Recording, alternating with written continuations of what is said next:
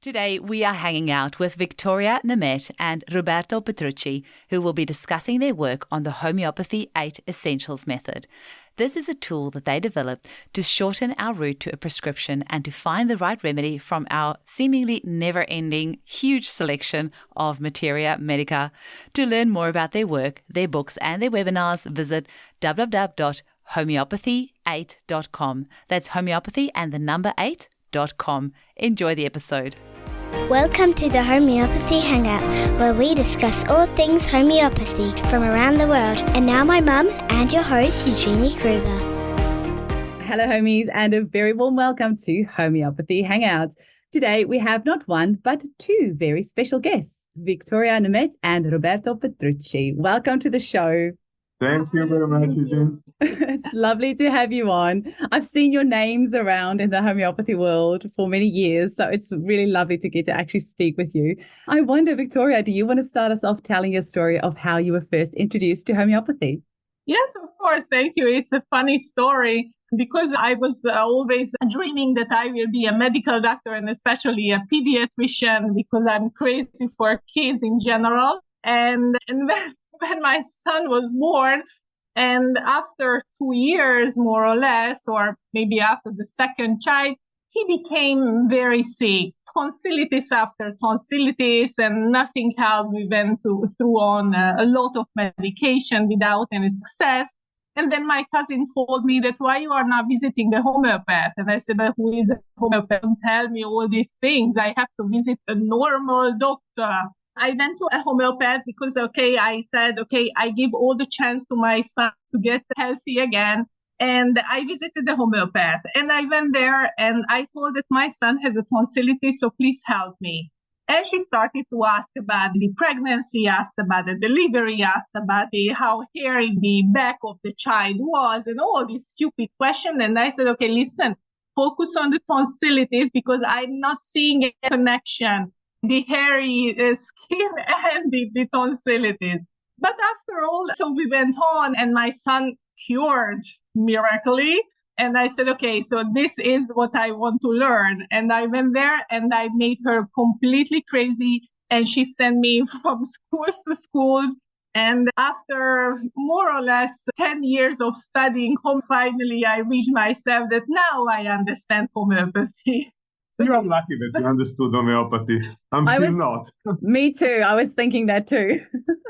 Roberto, how did you find homeopathy? I was a student in medicine and I was practicing in the neurological department. And you know that when you are studying something, immediately you get all the diseases of that. I started to become very anxious and I took some allopathic drugs and so on. And I was also suffering from a headache. And I was quite desperate. And at a certain moment, a friend of mine told me, why don't you go to an homeopath? And I said, what is an homeopath? And he said, yeah, homeopath is a strange doctor. Yes, he's a strange doctor. And he told me, but come with me. I will book an appointment for you. And we went to this. I can tell you that it was not really a doctor. It was more a butcher because his shirt was terrible dirty. And so he started to ask me, for me, very stupid questions like, do you like ice cream? Or are you afraid of thunderstorms, this and that? And at the end, after all these stupid questions, he just gave me some candies. So I went out to my friend and I said, but it's impossible. You and your friends with all these stupid questions and then you want to cure my headache and my anxiety with candies. And he said, but you can try. Why do you don't try? And so on. And I took these candies and the day after my life changed. And so I was really very curious. I went back to this butcher. The doctor told him, please give me something to read because I would like to read something about these candies. And he told me, go to the bookshop and buy the Philosophy of Kant. And so I went back home in the evening and I said, I will try to read a bit. And the day after, in the morning, the book was finished. So I was really amazed and caught by this book. And so when I started to study, and so I started to study homeopathy before my degree in medicine. And now, since almost 40 years, I'm just doing homeopathy. Amazing. Now, I'm sure both of you will agree with me, homeopathy is like so hard. It's so easy in essence, right? But actually it's so complicated, and with 8,000 different remedies and a bajillion different prescribing methods and new remedies being constantly added, it can be you can really lose your mind trying to be a homeopath. Now, whenever somebody tells me that they have discovered an approach to make homeopathy easier, my ears perk up and I become really happy and excited. Now, tell us a little bit about your system that you use to simplify homeopathy and make our lives a little bit easier. First of all, we have to tell that there is something that for us is really very important. There's some key words in homeopathy. And first of all, we are trying always to prescribe remedy with a deep understanding, a deep meaning, try to reach the constitutional remedy of the patient. And so for us, the two key words are hierarchy and totality. So this is something that is always very important in our consultation. And so, according to my experience, I started to study, and for many years, I was, let's say, the pupil of Alphonse Goekens, that was George Vitulka's student. Then he became a very famous international teacher. And I studied a lot the repertory. I think that he taught me the repertory in a very good way, working on the level of remedies and materia medica with the classical materia medica, so especially Böricke, Clark, Ehring, and so on. And okay, from this point of view, it was a little bit not so conservative from the level of using potencies, repetition, and so on, because he was using very high potencies, repeating very often, and so on. So I think that I learned a very good homeopathy, but at a certain moment I realized that I was missing something. So, and I started to study new provings, new remedies, new approaches, and so on. And little by little, I was trying to find, let's say, a shortcut, but not because I really like shortcuts, but as you told, we have 8,000 remedies. And if we want to have all the remedies in our mind, this is absolutely impossible. So you have to find something that can help you. And so I started to study about groups and teams and so on, because at the end, I think that if we can see not the specific remedy, but we can see the group, it could be much easier.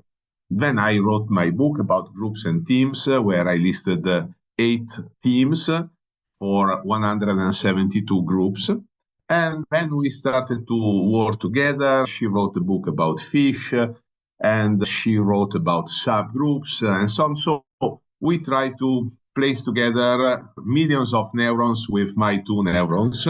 So trying to connect our brains.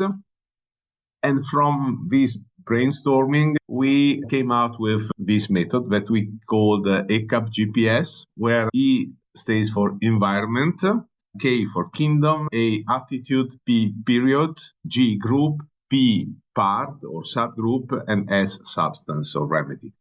Which is the idea? Because we always had this idea, okay, let's find the kingdom, then let's find the group, and then let's find the remedy. No? Just to summarize a bit. But this is a vertical flow chart. So we thought that we could use an horizontal flow chart. So you don't have to start from the kingdom, or you don't have to start from the group, but perhaps you can start from the environment. So we studied the remedies and the groups and so on.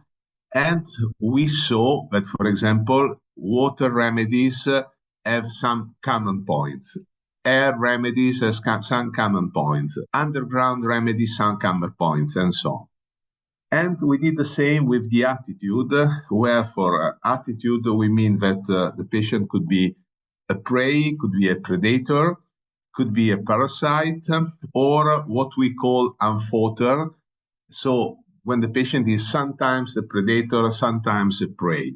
It's behaving according to the situation. Then we try to place all the remedies, not just minerals, in the series of the periodic table.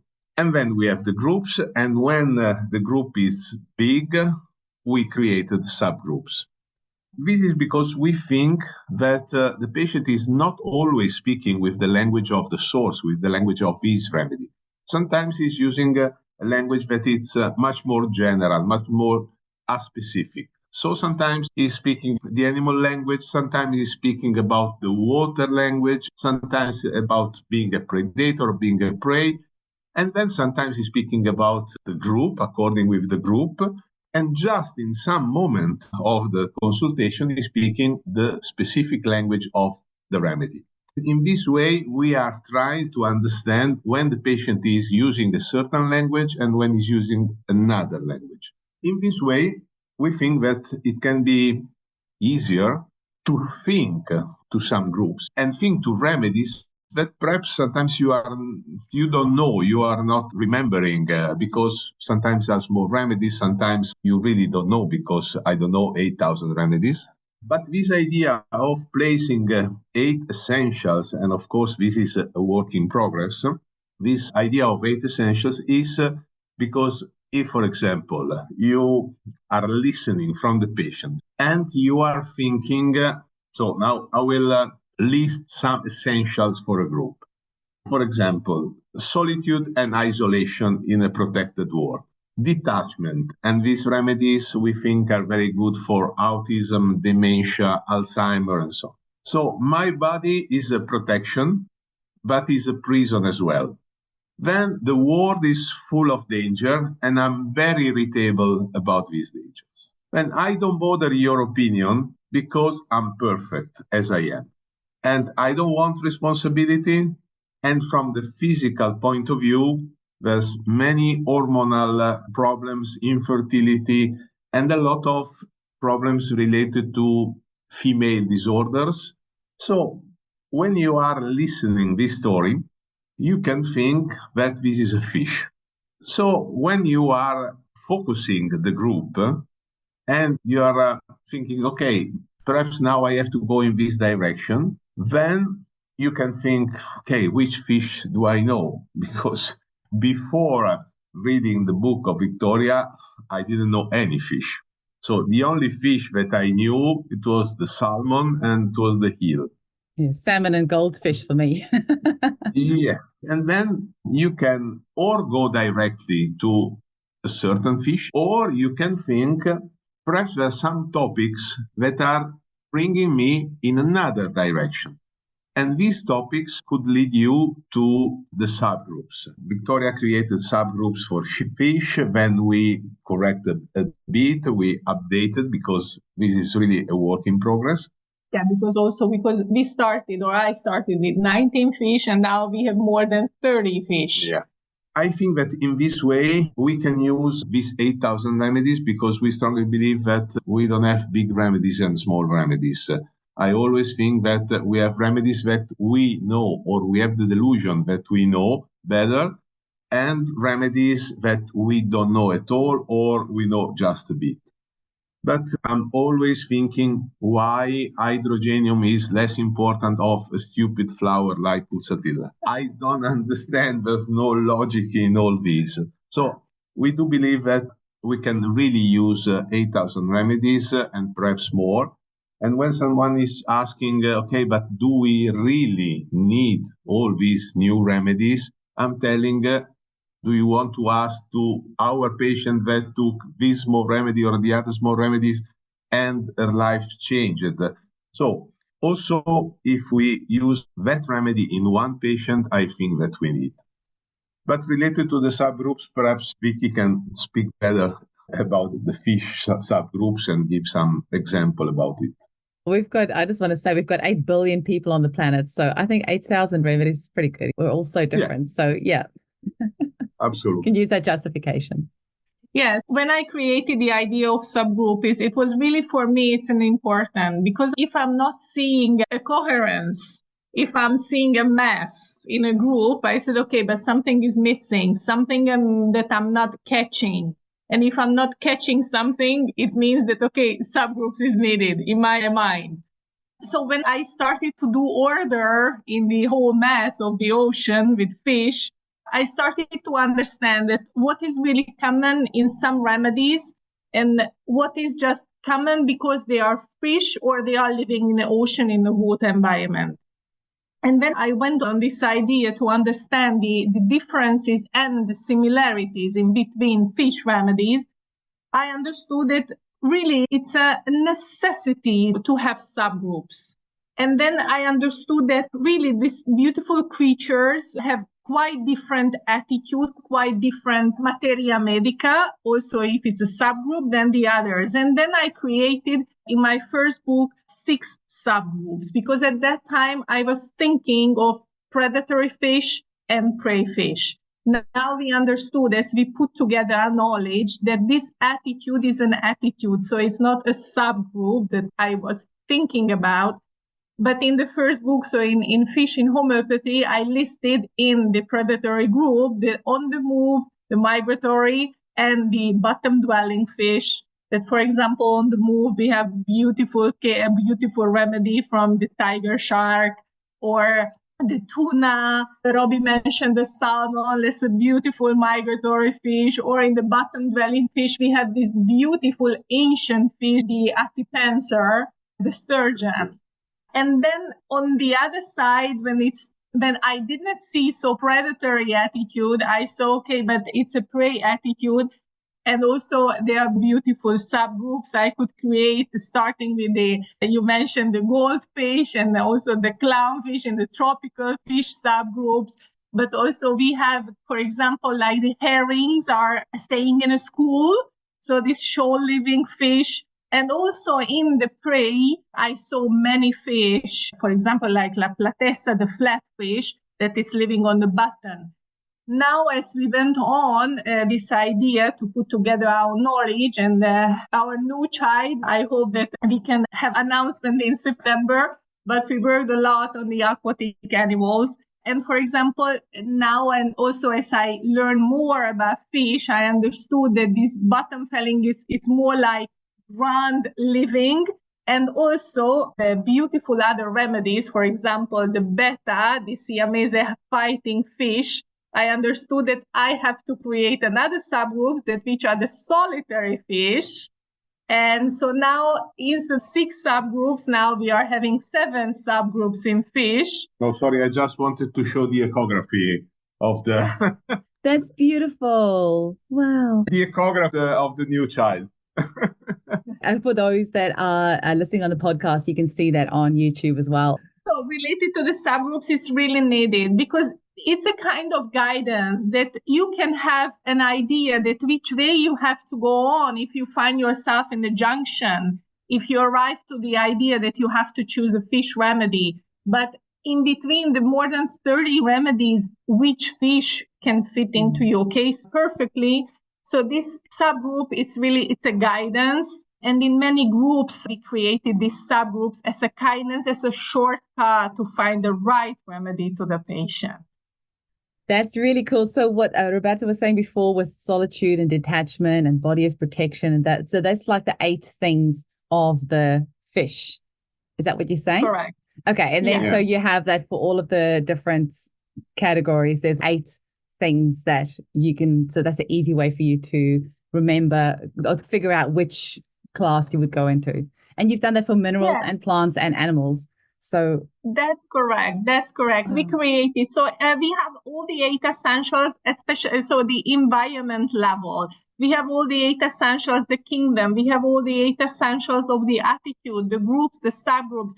Because to memorize and also to read hundreds pages of materia medica, okay, I became very bored. And at the end, I found myself, okay, I'm not understanding anything and I don't know anything.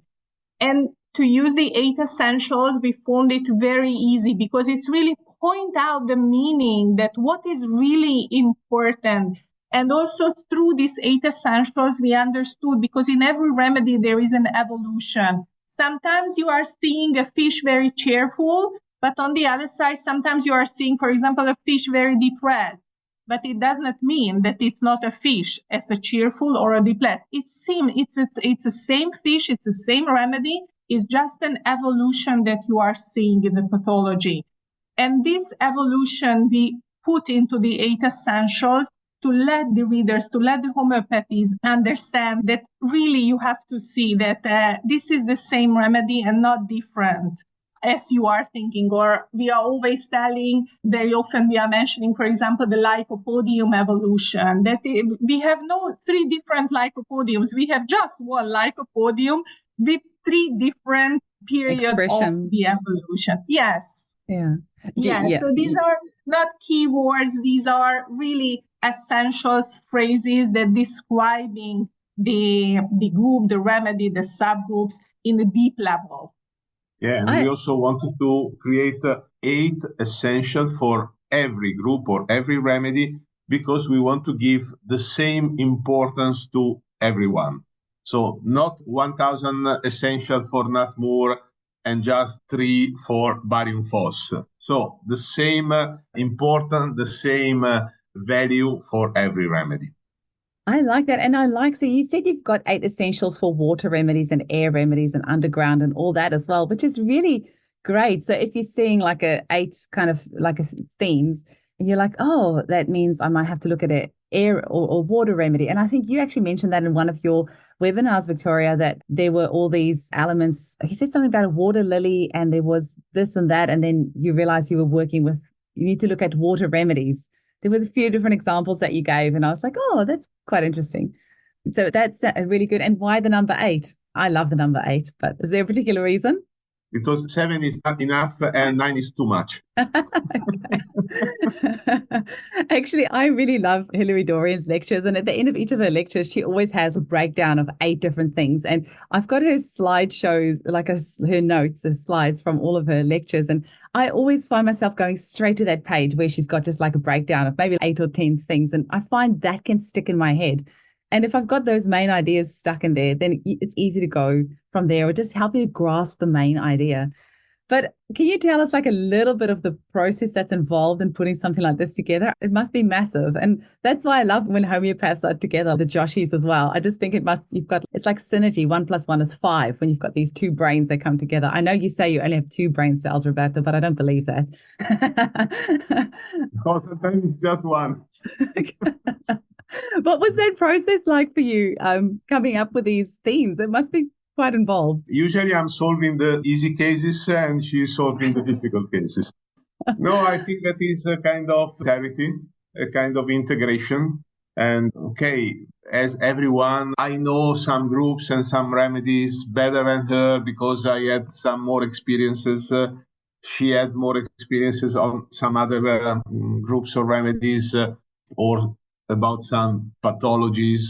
For example, she has a lot of patients with ADHD because, our consultations I'm doing the consultation in Italian with my Italian patients.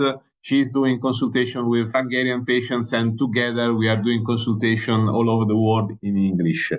And of course, we have different experiences. For example, I studied since many years also because Jonathan Shore was a very good friend. I studied birds a lot. And so I think that I know birds better than her, but for sure she knows fish better than me. So we are trying to, and in fact, some years ago we did a seminar, Fish and Birds. But what is good and what is nice is that during the consultation, because I'm Italian, so I need coffee, we are doing coffee breaks. And in the coffee break, we can do this small brainstorming. Okay, what do you think? Which is your idea? And do you have an idea of a group? Usually she's asking questions. I'm doing repertorization. And then we are, of course, asking questions together and so on. And with this idea of repertorization, because we think that repertory is very important. Also, if many times we are prescribing remedies that have 0 symptoms in the repertory. So it depends. And I'm always telling, choose the rubric where is the remedy that you want to prescribe. So in this way, it will be easier also with the repertorization to see the remedy that you want to prescribe. But anyhow, we are trying to have a kind of confrontation and trying to understand. And sometimes I also can have some good ideas. Have you got a favorite repertory that you use? We are using everything. So all the libraries, all the books, all the materia medica that we can find, or the documents that we can find in our, because we are using synthesis adonis. Yeah, I was going to ask you because I use synthesis as well on Radar Opus. And I love that these days they have the families in there. So AVs will come up or Liliaceae will come up. So you can have these families that come up, which makes it much easier, or Lepidoptera, like where previously you might not have known what to do. You can go, okay, that family. Okay, so maybe I need to go look in that family, and then you work your way through from there. Yeah. Our idea would be, when you are having this kind of idea, okay, it would be this family. I see the remedies in this family. Okay, let me see.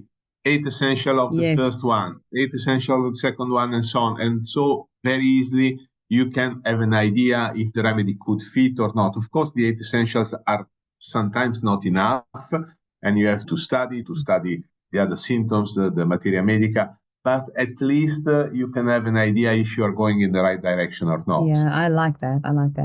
And how do people get hold of, have you got a book written about the 8 Essential, or is it all an online course, or is it like an online reference? Like, where can we go? So say I've gone into my Radar Opus and there's 3 or 4 different families that have come up, and then I go, okay, I need to learn what is the 8 Essentials of each of these. So where would I go from there?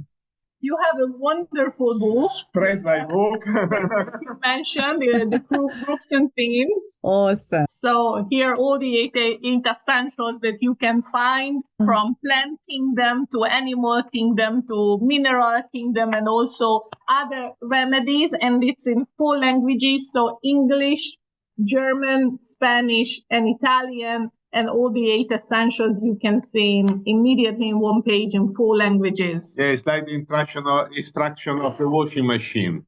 So different languages. yeah. Or the clothing label.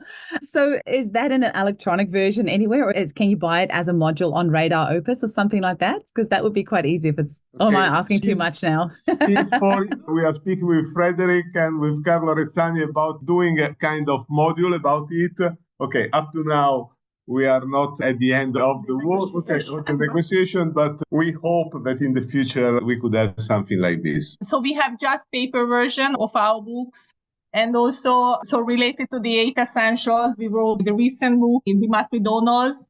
And also we listed the 8 essentials of all the remedies that are listed in Matridonos, and the Matridonos 8 essentials plus the Matridonos 2 subgroups 8 essentials. That is amazing. Yeah, and when you say 2 2 subgroups have you got it under? Yes, because if you think that how many remedies we have in Matridonas, and some remedies are during pregnancy, so this is the gestational subgroups. And for example, lacumanum or the colostrum.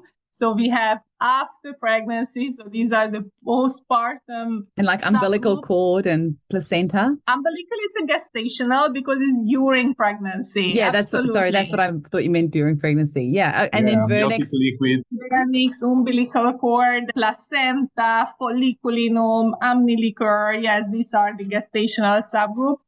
And also just to have a shortcut, because we are thinking that homeopathy is easy and make it more easy. We wanted to create these 8 essentials of the gestational and the postpartum subgroups if someone has an idea that in Matridonos, so which way they have to go.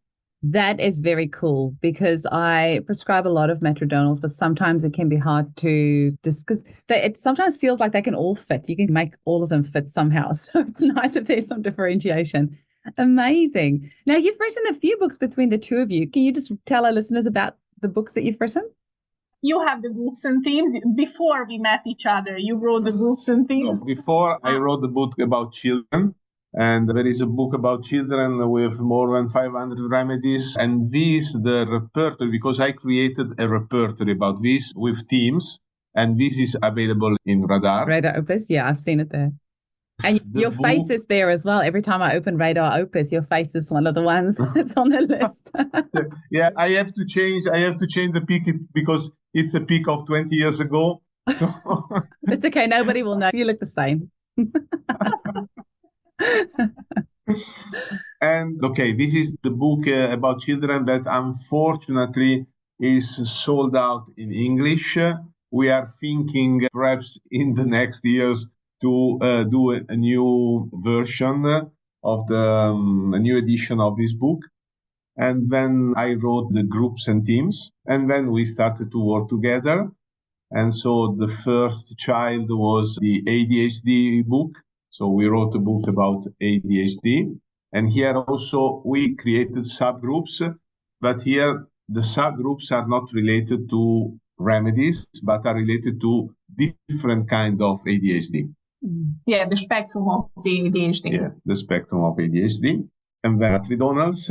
And so now the project we are working on is the aquatic animals. And so in this book, we will list more than 100 remedies. So we have all the water invertebrates, and we created the 7 subgroups of the water invertebrates. Then we have the fish. Now we have 7 subgroups of fish. The aquatic insects, the aquatic reptiles, the aquatic birds, and then the marine mammals and the semi-aquatic mammals. So these are the 7 subgroups of the aquatic animals. So we hope that in September it will be ready. So for every remedy, everyone can read about the 8 essentials of the subgroup, the 8 essentials of the group. And this GPS, you will have for every remedy, you will have 7 numbers that are indicating which is the environment, which is the kingdom, which is the attitude, which is the period of the periodic table, which is the group, the subgroup, and the number of the remedy. So this is the next baby. And the project is after it to write a book about air animals. It will be birds and butterflies. And then we will have ground animals and underground animals. So this is the project about the animals. But before the flying and the running animals, we have another project because we are full of projects. And since we are together, we are really like a baby boomers in the generation. Homeopathic boomers. Yes, like a boom.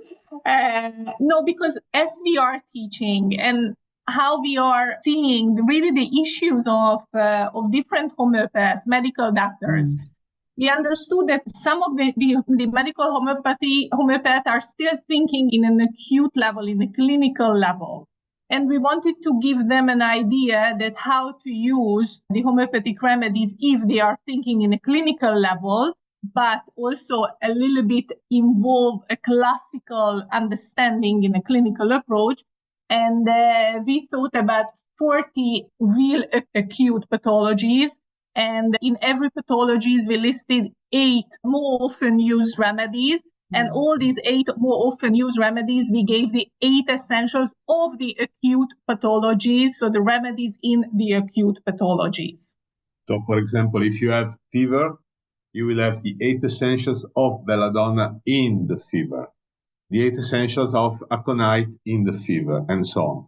And there is always at least one mental level, 2 general, so related to amelioration and aggravation, and other 4 or 5 issues related to the physical. So it would be easier for people, for example, pharmacists or general practitioners, that don't have the time to take 2-3 hours for a consultation, and they want to prescribe homeopathy. Also because we think that a big problem in homeopathy today is the formation. And it's not easy to go out from your medical environment and start to do homeopathy. So perhaps the step could be, I would be interested in use acute remedies, and then little by little try to understand better the remedies and to prescribe in a different way. Yeah, but it also can be a book that you place at home on your bookshelf and use just as a mom to treat your kids, because also it's good for mommy and also other people interested in homeopathy without any deep homeopathy knowledge. So it can be a help, and also a little help to understand better the homeopathy and why belladonna can be useful in which type of fever, for example. That is awesome, because as you were saying that before, I was thinking that would be a really good home prescriber book. It sounds amazing. And you also give lectures as well. So can people purchase your lectures online, or your webinars that you have? Like, how can people listen to your lectures? Yes, we are doing webinars online. We are teaching online, and we started 2 years ago now, no? 3 years ago. 3 years ago. So now we are finishing the 4th series, and we are entering from September for the 5th series. And it's 4 hours webinars that we are picking up one topic, so one group. For example, tomorrow it will be the Apiaceae, that we will speak about this wonderful plant group. And so we will give an idea that how you have to understand the 8 essentials. So we are explaining the 8 essentials step by step, essentials by essentials, that what you have to see beyond the essentials. And so what is the meaning, the explanation of the essentials. Then we are giving 2 cases, our cases from our practice, to show that how you have to understand the remedy. And we are usually working together with the students. So it's a kind of interactive webinar. Let's take the repertory. Let's take some rubrics. What do you think? So it's a very familiar atmosphere that we are creating, I think. And then we are giving 4 remedies from the group, and with the 8 essentials of these 4 remedies. We are doing it. Also, we are going to seminars if we have invitation from different countries. But this is, I think that now after COVID is very popular, this online level. And so in homeopathy8.com, they can find us. And on the seminar page, they can find all the topics. So if it was in the past, don't worry, because whenever you want, you can purchase and you can rewatch it. And we are giving this possibility to rewatch it for 2 years, whenever you want, as how many times as you want. So there is no limit in these 2 years. That sounds amazing. Because I taught in Asia, I taught in Africa, I taught in Europe, I taught in America. So I'm missing Australia. So please invite us. Wow. We have a conference in Bali from the 4th to the 6th of September. You can always come hang out with us in Bali if you want. Still got about 5 tickets left. We can definitely arrange that. Leave it with me. So can you just maybe, what I'd like to round up the show with is just like a final message. Like, what's a final message that you want to leave our listeners with? Viktoria, you go first. And then also just how people can get hold of you. So homeopathy is easy. If you understand the meaning of the homeopathy, it can be easy, and you can make it easy. Just listen to your patient, because your patient is giving you the key. And what also I would like to tell to all the homeopaths, that don't stuck, be very flexible, be open-minded, because every science is a developing science, and also homeopathy is a developing science. And if we are developing together, if we are seeing the advantage of homeopathy, we can give a treatment to the whole world in a better way. And we are giving another tool. So we are not, suppressing, but we are giving health to the people. And this is what the new generation, but now I'm seeing that they are understanding that keep up the health, and developing the health is more important. And homeopathy is one of the tools. I'm telling that one of, because we have other tools. So homeopathy is one of the tools that we can keep up the health in a better way and in a more smooth and easier way. That's beautiful. You told all the things that I wanted to tell. That was pretty impressive. There is one thing that I would like to add that is a kind of, let's say, suggestion message to the homeopaths.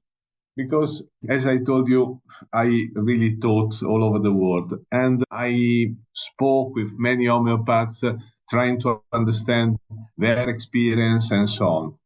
I would like to give this suggestion. When we are taking a case, first of all, we are taking 3 hours space. We are giving 3 hours space for every patient in the first consultation. Sometimes we are using just 15 minutes. Some other times 3 hours are not enough. But why 3 hours? Because I don't like to be stressed. So I want really to have the time to try to understand which remedy we have to give. And the idea is, let's try always to find the best remedy for the patient. Sometimes it's very difficult. Sometimes the patient is telling us a story, and then after 3 weeks is giving us another story. And perhaps we are going to the opposite side of the materia medica. But I think that we have to always to try to reach the best remedy for every patient. What I have seen in general, that the idea of many homeopaths, they are thinking, okay, this remedy is not so bad for this patient, so let's give this. And for this reason, we are using just 50 remedies or 100 remedies. Sometimes we are telling, okay, but this is not so bad. Perhaps I could give Staph aureus for this patient because there is some points that are... And when we are thinking to a remedy, we are always asking to ourselves, why not? So why we don't have to prescribe this remedy? And sometimes you have the idea, okay, this looks like Staph aureus, but so there's some other things that are not convincing so much for Staph aureus. It looks like, but it's not. And perhaps you will prescribe remedies like Ardea rhodius or the blue heron or Columba palumbus or the goldfish. So there are other remedies that are looking like the most famous remedy, but the patient needs another remedy. So for this reason, if we are thinking with this mentality, give the best remedy and not the remedy that is more or less good, so I think that we will go straight to the point and it will be easier to cure patients. Amazing. I really think we need to get Radar Opus to get your module into the program there, because I think it'll be incredible. Yeah, absolutely. It would make a really huge difference. So I think we need to go give Frederick a little bit of an elbow in the ribs and say, come on. Actually, I've had Marco Spezia on the show as well, and obviously Luke Norland. So I think I'll have to go send a bulk email out to the three of them and say, come on, guys. Great. And for our listeners, homeopathy8.com. So homeopathy and then the number 8.com. And you can find lots of information on there. Thank you so much, Viktoria and Roberto. It was lovely to have you on the show today. Have an amazing day. Thank you very much. And have a nice day to all of you. Your podcast, and big hugs and kisses to all the homeopathy all around the world. See you later. Bye.